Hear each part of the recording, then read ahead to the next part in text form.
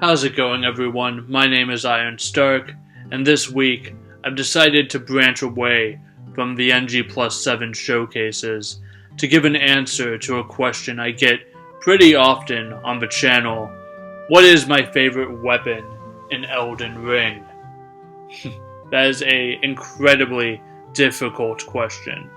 For context, I have over 1,500 hours in Elden Ring, and have been playing since launch. As followers of the channel know, I play on NG+7 pretty religiously at this point.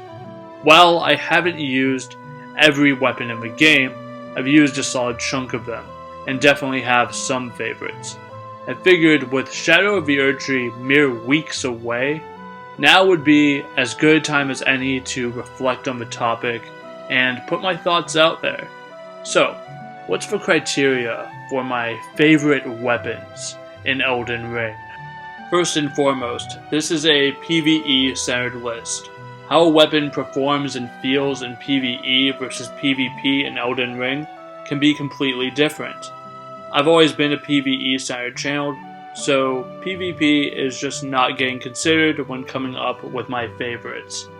Second, I'm doing 2 top 5 favorite weapon lists in this video. One dedicated to Smithing Stone weapons and one dedicated for Somber Smithing Stone weapons. That's because I find Smithing Stone weapons to be way more versatile just by the sheer amount of weapon skills that you can put on them. But on the other hand, Somber Smithing Stone weapons are way easier to upgrade, and some of their skills can be absolutely busted and just break the game. Third, for each weapon list, I'm only going to include one weapon from any given weapon class. This is mainly for 2 reasons. If I said that the Claymore was my favorite Smithing Stone greatsword, that would imply that I find it better than any other Smithing Stone greatsword. Second, for the sake of variety, I don't want to turn this video into a best insert weapon class video. 15 minutes of greatswords would be incredibly boring to watch. Lastly, and frankly most importantly, this is a subjective list. The word favorite demonstrates an inherent bias towards these weapons, and not mentioning your favorite weapon or favoring one of my choices over yours doesn't mean that a weapon is bad, simply that I like these weapons better. I'm also not claiming that this is a definitive best weapons in Elden Ring or most OP weapons in Elden Ring. I'll save those sort of clickbait titles for those who do it best. And to reiterate, this isn't about what weapon is the most powerful, the most broken, the most OP, whatever. This is just my favorite things to use. And with all that out of the way, let's begin. The Warhawk's Talon takes my number 5 spot among Smithing Stone weapons. To begin, the Power Stance moveset on straight swords is my second favorite in the game, as both swords attack at the same time with most moves, making things like successive hits and status build-up ramp up very quickly. On top of that, the Warhawk's Talon has a unique multi-hit heavy attack, which puts its combo potential higher than other straight swords. Throw in a weapon skill, like Spinning Slash, and you have a very stylish and practical build. On top of that, the design of a Warhawk's Talon reminds me vaguely of the ODM sword from Attack on Titan. An honorable mention for this spot would be the Broadsword, which only loses out because I enjoy the Warhawk's moveset better and it has better reach than the Broadsword. The Bandit's Curved Sword takes my number 4 spot among Smithing Stone weapons, because the Curved Sword Power Stance moveset is peak for the way that I play Elden Ring. Each attack hits multiple times, and the running and jumping attacks hit up to 4 times, causing it to synergize very well with successive hit builds, which is perfect for the aggressive playstyle I usually use. Set them to the Lightning Affinity, throw on Lightning Slash, add in a bit of buff stacking and the successive hit talismans, and you will genuinely melt the entire game without even needing a status. It's okay, Scavenger's Curved Swords. I still love you. Another runner-up for this position would be the Shamshir for its more fluid light attack chain, but the Bandit's Curved just outclasses it in range and outperforms it objectively in every single affinity. The Uchi Katana takes my number 3 spot among Smithing Stone weapons, and for good reason. The Katana moveset as a whole is incredibly comfortable, snappy, and responsive. On top of that, katanas are compatible with a plethora of Ashes of War that only extend upon its already solid moveset. In addition, it has native bleed, which is always a plus. The only real weakness of the Uchi Katana is it lacks in terms of stance damage, which is easily compensated for with the katana's special weapon skill, Unsheath, which does more stance damage than a katana has any right being able to do. This weapon is so good that it high-key carried my first level 1 run of Elden Ring. Instead of offering a runner-up, I'm going to suggest another weapon that could take this spot, which is the Nagakiba. It has all the advantages of the Uchi Katana and trades a little bit of damage for ridiculously long range. I consider both weapons to be the best in class when it comes to katana. My number 2 spot for Smithing Stone weapons is the Great Stars, a Great Hammer class weapon that is an absolute unit in so many ways. Before we get into the tangibles, just look at this thing. It is a behemoth of a weapon.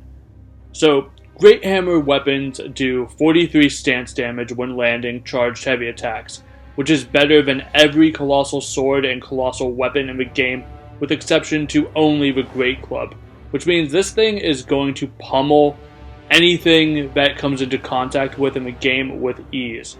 It's compatible with a lot of high damage weapon skills like Wild Strikes, Lion's Claw, and Troll's Roar, which complements its stance breaking abilities, and on top of that it may as well just have native bleed, because why not?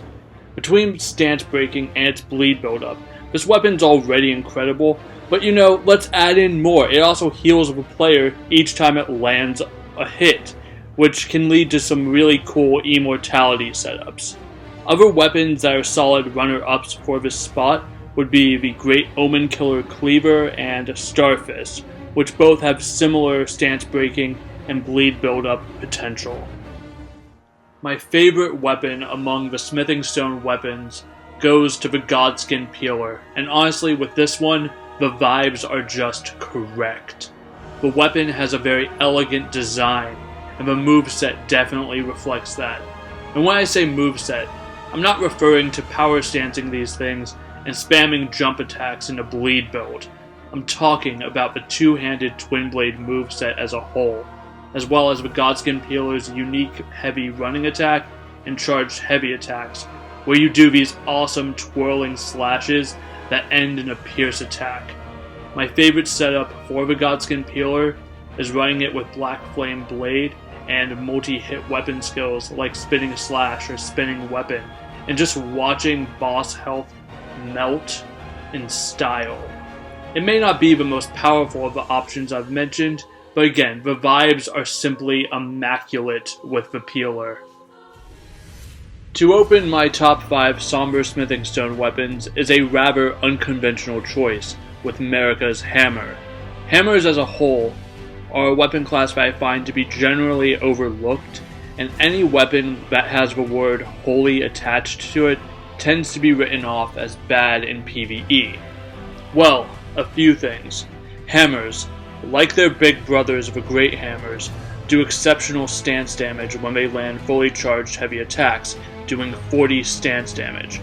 Marika's Hammer's unique skill, Goldbreaker, does 40 stance damage as well, making this weapon great at breaking enemy stance, even if it isn't the strongest in terms of raw power. On top of that, Marika's Hammer scales best with strength, and its damage leans more towards physical rather than holy. In general, I find Marika's Hammer incredibly satisfying to use for a stance break focused build. It offers the ability to land critical attack after critical attack, and on top of that, the weapon skill Goldbreaker is really satisfying to use, with with this huge heroic leap into the air and slamming down on anything in your wake.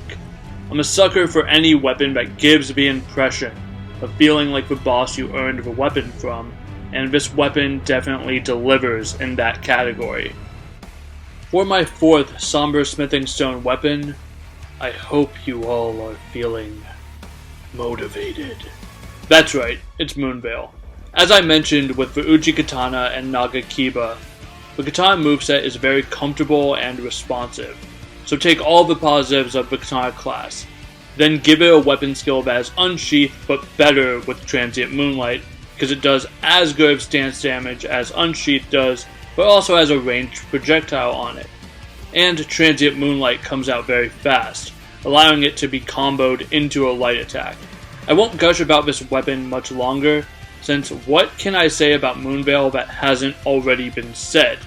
But if you take a Magic Uji Katana with Glint Blade Phalanx, and use Kari and sorceries along with Moonveil in a build, you're basically cosplaying Virgil, which is having a very powerful intelligence build with a snappy moveset, varied arsenal, and great stance break potential.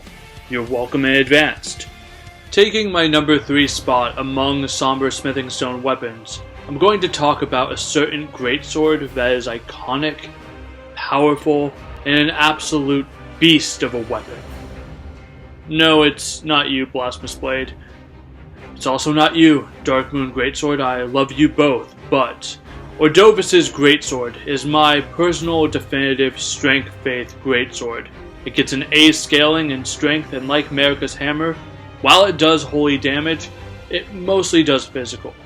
The Greatsword moveset is already really comfortable with the perfect balance of power, speed, and range. It does everything acceptably well. But what makes Ordovis's Greatsword really shine is its unique skill, Ordovis's Vortex.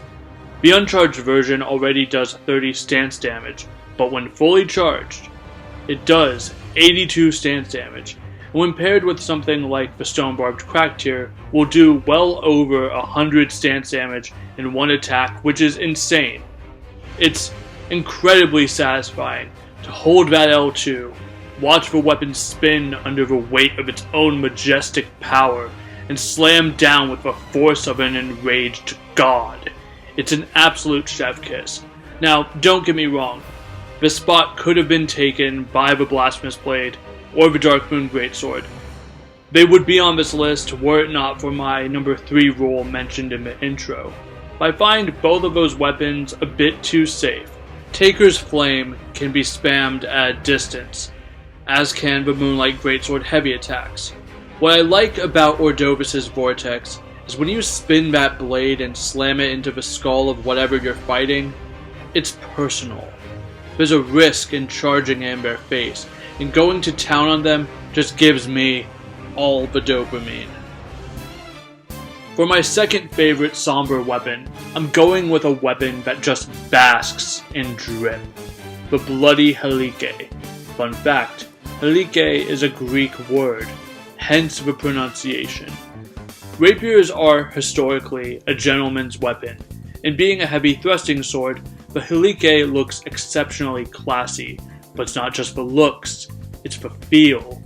The heavy thrusting sword moveset is already nimble and efficient on its own, but the Helike's unique skill, the Dynast Finesse, is the absolute drippiest dodge and counter in the game. The skill has this spinning backstep dodge that has better iframes than the Bloodhound's step, and has a follow-up thrust attack that does 33 stance damage, and can do an additional 22 more stance damage if you do the second follow-up sweep attack.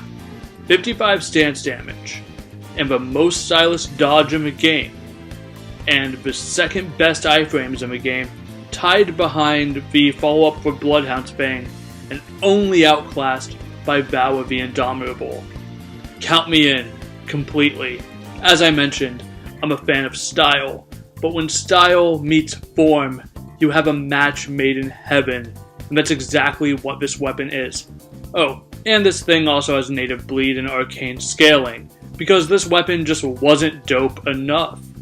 If you haven't used this weapon, drop your Eleonora's pole blade, drop your rivers of blood, throw your scavenger's curves right in the trash and give this thing a spin. For my favorite somber weapon in the game, I'm going to talk about a weapon that covers all of my favorite things in Elden Ring's combat.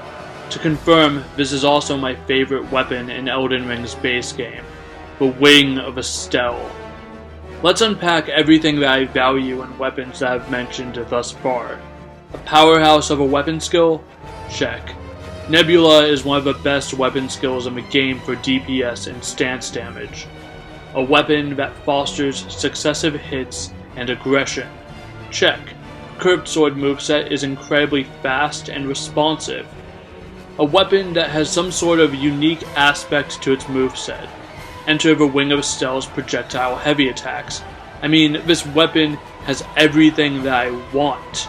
It's aesthetically beautiful, has a fantastic moveset, can do fantastic damage in a variety of ways, has really neat ways of how its moveset can be chained together, and honestly, I don't know why I'm still yapping. Just bear witness to the absolute style that is the Wing of Estelle. Honestly, I'm just at a loss of words of how cool of a weapon the Wing of Estelle is. It suits everything that I want as a player. But this is where the conversation falls to you. What are some of your favorite weapons in Elden Ring? What are you going to use to pull you through the DLC? Comment below and let's talk about it. See you all next time.